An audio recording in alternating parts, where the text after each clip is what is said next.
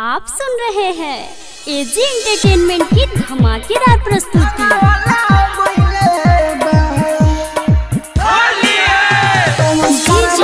कंचन राज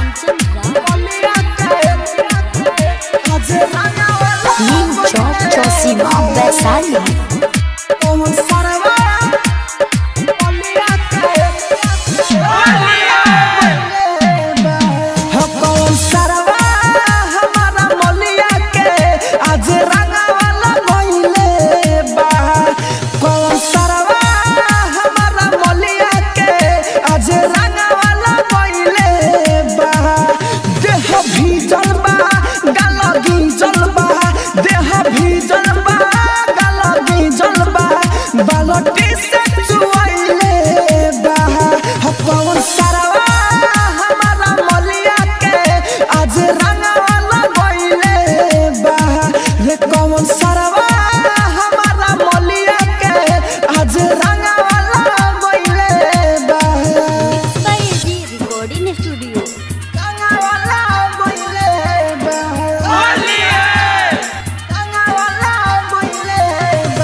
कंचन राज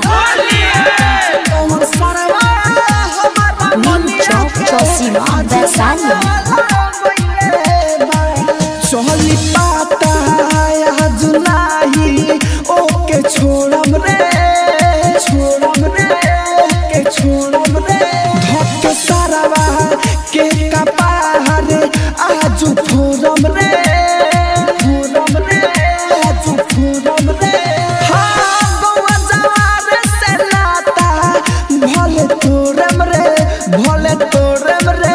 भोले तोरम रे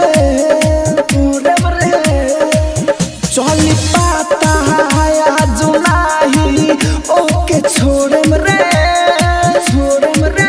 ओके छोड़म रे धक्के सारावा के कपार आजू फोड़म रे आजू फोड़म रे।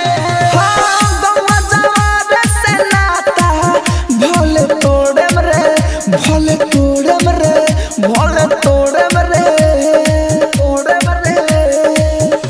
हम पुनवा सवारे बा गरम कपारे बा धुना मिलइले बा कौन सरवा हमारा मलिया के आज रंगवाला गइले बा रे कौन सरवा हमारा मलिया के आज रंगवाला गइले बा।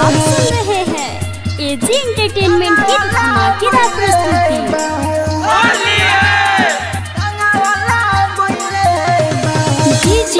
कंचन राज नीम चौक चौसीमा वैशाली। लाल पिया के नियद ओकरा डलले बा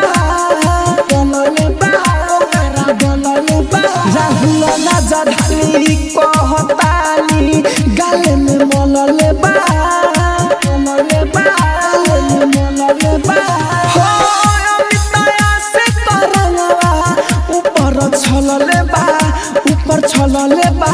हाँ छलले बा लाल पिया के नियद ओकरा डलले बा राहुल राजा ढाली कहताली गाले में मलले बा